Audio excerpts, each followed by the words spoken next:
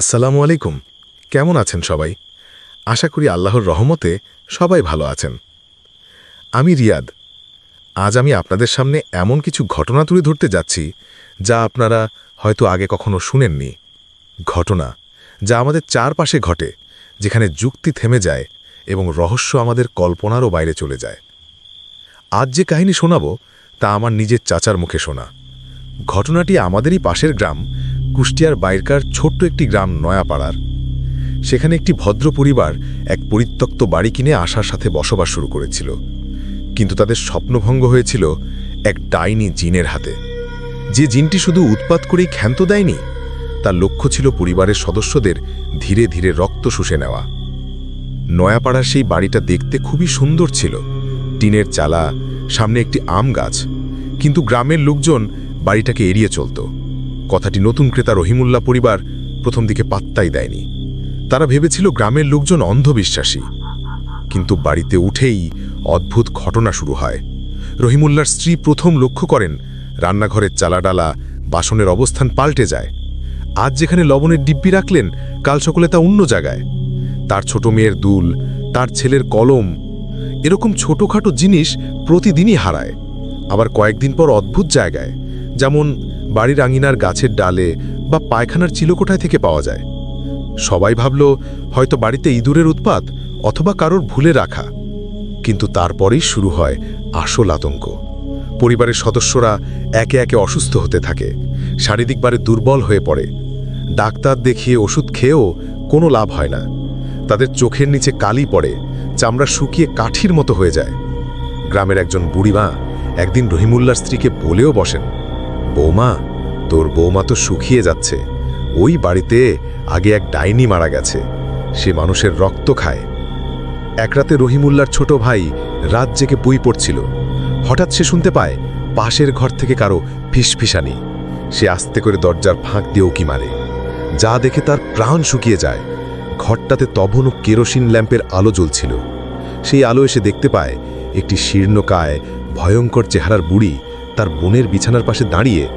আর সেই বুড়ি তার বোনের দিকে হাত বাড়িয়ে দিয়েছে, যেন তার দেহ থেকে কিছু শুষে নিচ্ছে।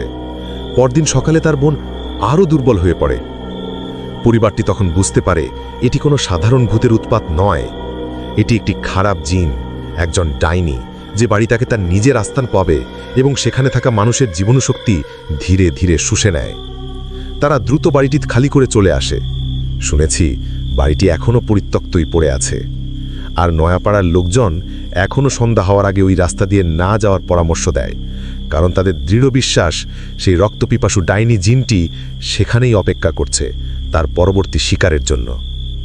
গল্পটা শুনে আপনারা অনেকেই হয়তো ভাববেন এটি শুধুই একটি গল্প। কিন্তু যখনই কোনো পুরনো পরিত্যক্ত বাড়ি আপনার চোখে পড়বে, একবার নাড়িয়ে দেখবেন সেখানে কি জানালার পর্দা নড়ছে, নাকি আপনার গায়ে একটা অদৃশ্য স্নিগ্ধ শীতলতা লাগছে। কারণ কিছু জিন ডাইনি সময়ের সাথে সাথে মিলিয়ে যায় না, তারা তাদের টেরিটরিতে লুকিয়ে থেকে অপেক্ষাই করেই থাকে একজন নতুন শিকারের জন্য।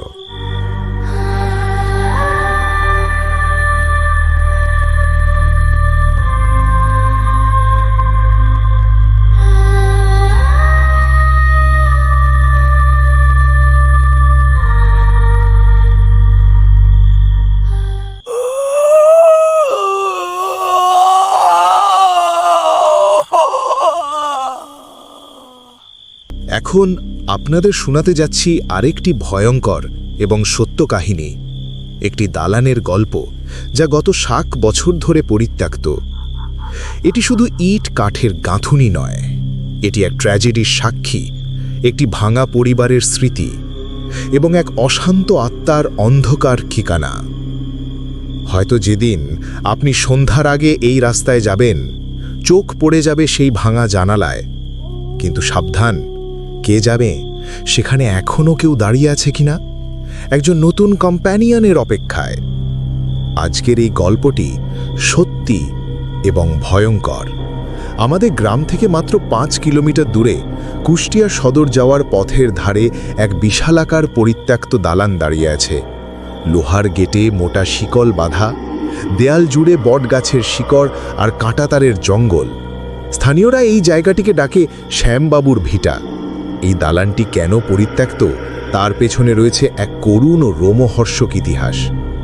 আজ থেকে প্রায় ৬০ বছর আগের কথা। এই দালানটির মালিক ছিলেন জমিদার শ্যামচন্দ্র রায়, ডাকনাম শ্যামবাবু।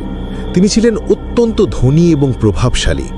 তার একমাত্র কন্যা ছিলেন কমলিকা। কমলিকা ছিলেন অসাধারণ রূপবতী এবং গুণবতী। তার বিয়ের জন্য শ্যামবাবু এই দ্বিতল দালানটি নির্মাণ করেছিলেন। কমলিকার প্রেমের সম্পর্ক ছিল গ্রামেরই এক গরিব কিন্তু মেধাবী ছাত্র অনন্তের সাথে। শ্যামবাবু এই সম্পর্ক মেনে নেননি। তিনি পাশের জেলার এক ধনী জমিদার পুত্রের সাথে কমলিকার বিয়ে ঠিক করেন। অনন্তকে হুমকি দিয়ে গ্রাম ছাড়া করা হয়। বিয়ের আগের রাতে কমলিকা অনন্তের সাথে পালিয়ে যাওয়ার চেষ্টা করেন, কিন্তু তাদের ধরা পড়ে যায়। শ্যামবাবু রাগে কমলিকাকে বন্দি করে দালানের ওপরের তলার একটি ঘরে রাখেন। পরের দিন সকালে বিয়ের প্রস্তুতি চলছিল, তখন এক ভয়ানক চিৎকার শোনা যায়। লোকজন উপরে গিয়ে দেখে কমলিকা সেই ঘরের মেঝেতে পড়ে আছেন।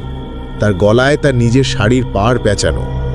ধারণা করা হয় তিনি আত্মহত্যা করেছেন, কিন্তু অনেকেরই বিশ্বাস তিনি পালানোর চেষ্টা করলে সিঁড়ি থেকে পড়ে যান বা রাগিত শ্যামবাবুর সাথে বাকবিতণ্ডার সময় ধাক্কা লাগে।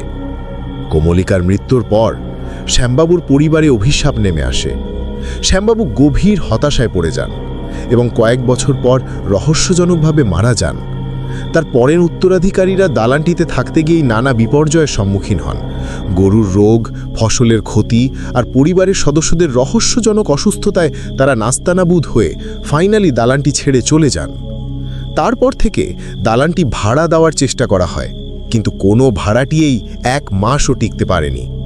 প্রথম ভাড়াটিয়া ছিলেন এক শিক্ষক পরিবার। তাদের ছোট মেয়ে রাতে নিয়মিত কান্না করত এবং বলতো, একটি সুন্দর বৌদি আমার সঙ্গে খেলতে আসেন, তিনি কাঁদেন। মেয়েটি দিন দিন শুকিয়ে যেতে থাকে। এক সন্ধ্যায় শিক্ষক নিজে দেখেন উপরের বারান্দায় একটি সাদা শাড়ি পরা মহিলার ছায়া। তারা পরদিনই বাসা ছেড়ে চলে যায়। এরপর এক তরুণ দম্পতি থাকতে আসেন। তারা আধুনিক ধ্যান ধারণার ছিলেন, কিন্তু থাকার পর থেকেই তাদের মধ্যে অহরহ ঝগড়া শুরু হয়। স্ত্রী বলতেন তিনি ঘুমের মধ্যে ফিল করেন কেউ তার গলা চেপে ধরে। স্বামী বলতেন তিনি শুনতে পান কেউ তার কানে কানে বলে, চলে যাও, এটা আমার জায়গা। তারা মাত্র 10 দিন পরেই চলে যান। সবচেয়ে মর্মান্তিক ঘটনাটি ঘটেছিল এক গরিব কৃষক পরিবারের সাথে। তাদের 5 বছর বয়সী ছেলে একদিন ওপরের তলায় উঠে যায়। নিচে থেকে পরিবার শুনতে পায় ছেলেটি কারো সাথে কথা বলছে। তারপর হঠাৎ এক চিৎকার আর নিঃশব্দ। তারা উপরে গিয়ে দেখে ছেলেটি জ্ঞানহীন ফ্লোরে পড়ে আছে, তার গলায় একটি পুরনো শাড়ির পাড় জড়ানো। ছেলেটিকে হাসপাতালে নেওয়ার পথেই তার মৃত্যু হয়। ডাক্তাররা মৃত্যুর কারণ বলেছিলেন শ্বাসরোধ, কিন্তু কিভাবে সেটা হ্যাপেন্ড তার রহস্যই থেকে যায়। এই ট্র্যাজিক ঘটনার পর দালানটি সম্পূর্ণভাবে পরিত্যক্ত ঘোষণা করা হয়। স্থানীয় তরুণদের মধ্যে সাহস দেখানোর জন্য সেখানে রাত কাটানো একটা চ্যালেঞ্জে পরিণত হয়। 2018 সালে রফিক নামের এক কলেজ ছাত্র তার বন্ধুদের নিয়ে চ্যালেঞ্জ নেয়। তারা মধ্যরাতে দালানের ভেতরে মোমবাতি জ্বালিয়ে বসে থাকে। রফিক পরে বর্ণনা করে, আমরা ওপর থেকে পায়ের শব্দ শুনেছি, ঠিক যেমন শব্দ হয় when a woman walks in glass bangles. তারপর আমরা নিচের তলের একটা ঘরের দরজা নিজে নিজে খুলতে আর বন্ধ হতে দেখি। আমরা ভয়ে সেখানে আর থাকতে পারিনি। একবার দালানটিতে এক পলাতক অপরাধী লুকিয়েছিল। 2 পুলিশ কনস্টেবল তাকে অ্যারেস্ট করতে যায়। তারা পরে বলেন তারা উপরে যেতেই তাদের টর্চ লাইট সাডেনলি নিভে যায়। তারা ফিল করেন কেউ তাদের পিছন থেকে ধাক্কা দিচ্ছে। তারা অপরাধীকে অ্যারেস্ট করে ইমিডিয়েটলি সেখান থেকে চলে আসে। অপরাধীটি লেটার বলে সেও ফিল করেছে যে কেউ তাকে সারা রাত ওয়াচ করছে। স্থানীয় বয়োজ্যেষ্ঠরা বিলিভ করেন কমলিকার আত্মার এখনও শান্তি পায়নি। তার অভিমান আর গ্রিফে এই দালানটিকে হন্টেড করে তুলেছে।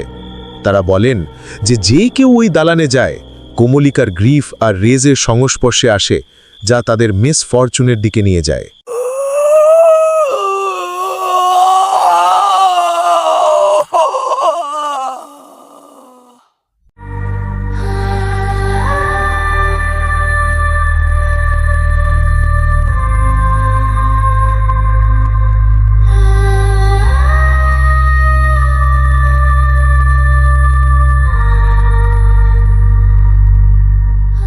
আজকের কাহিনী থেকে সবাই যেন শিক্ষা নিতে পারে। আপনার বন্ধুদের সঙ্গে শেয়ার করুন এবং কমেন্টে জানাবেন কেমন লাগলো। আমার ছোট চ্যানেলটি সাবস্ক্রাইব করতে ভুলবেন না। ইনশাআল্লাহ পরবর্তী ভিডিওতে আবার দেখা হবে। ধন্যবাদ।